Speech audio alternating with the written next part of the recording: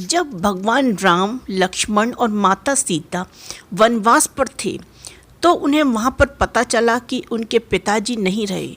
तब पिता का पितृपक्ष में श्राद्ध करने के लिए वे बिहार के गया धाम पहुँचे। वहाँ ब्राह्मण ने भगवान श्री राम और लक्ष्मण को श्राद्ध कर्म के लिए आवश्यक सामग्री जुटाने के लिए कहा। इस पर भगवान राम और लक्ष्मण नगर की ओर से सामान लाने के लिए निकल पड़े। ब्राह्मण देव ने माता सीता से आग्रह किया कि पिंडदान का समय तो निकलता ही जा रहा है। ये सुनकर माता सीता की व्यग्रता भी बढ़ती जा रही थी, क्योंकि श्री राम और लक्ष्मण अभी लौटे ही नहीं थे। इसी दौरान दशरथ जी की आत्मा ने उन्हें आभास कराया कि पिंडदान का वक्त बीता जा रहा है। ये बात जानकर माता सीता असमंजस में पड़ गई। तब माता सीता ने समय के महत्व को समझते हुए ये निर्णय लिया कि वह स्वयं अपने ससुर राजा दशरथ का पिंडदान करेंगी। उन्होंने फल्गु नदी के साथ साथ वट वृक्ष, कौवा और तुलसी और ब्राह्मण व गाय को साक्षी मानकर स्वर्गीय राजा दशरथ का पिंडदान विधि विधान के साथ किया।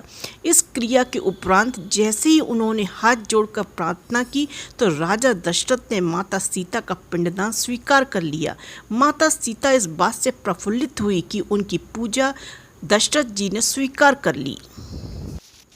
इसके बाद उनके मन में संशय भी हुआ कि प्रभु श्री राम इस बात को नहीं मानेंगे, क्योंकि पिंडदान पुत्र के बिना नहीं हो सकता। थोड़ी देर बाद भगवान राम और लक्ष्मण सामग्री लेकर आए और पिंडदान के विषय में पूछा। तब माता सीता ने कहा समय निकल जाने के कारण उन्होंने स्वयं पिंडदान कर दिया।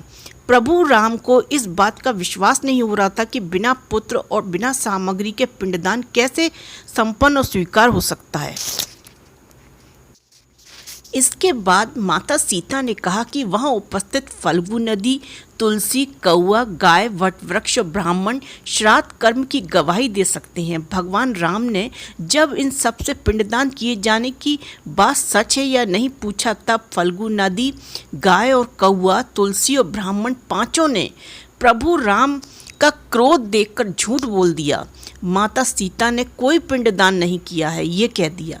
वट वृक्ष ने सत्य कहा कि माता सीता ने सबको साक्षी मानकर विधि पूर्वक राजा दशरथ का पिंडदान किया है। पांचों साक्षी के झूठ बोलने पर माता सीता ने क्रोधित होकर उन्हें आजीवन श्राप दे दिया।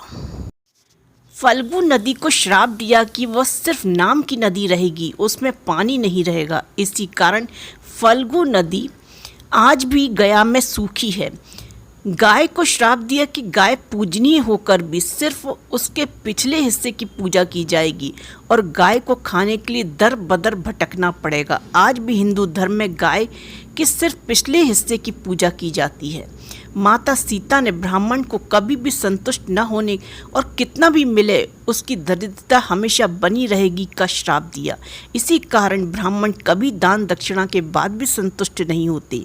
माता सीता ने तुलसी को श्राप दिया कि वह कभी भी गया की मिट्टी में नहीं उगेगी। आज तक सत्य है कि गया की मिट्टी में तुलसी नहीं फलती। और कौए को हमेशा लड़ झगड़ कर खाने का श्राप दिया। कौआ आज भी खाना अकेले नहीं खाता। माता सीता ने इन पांचों को श्राप दिया। वहीं सच बोलने पर वट वृक्ष को आशीर्वाद दिया कि उसे लंबी आयु प्राप्त होगी, वह दूसरों को छाया प्रदान करेगा। पतिव्रता स्त्री उनका स्मरण करके अपने पति की दीर्घायु की कामना करेंगी।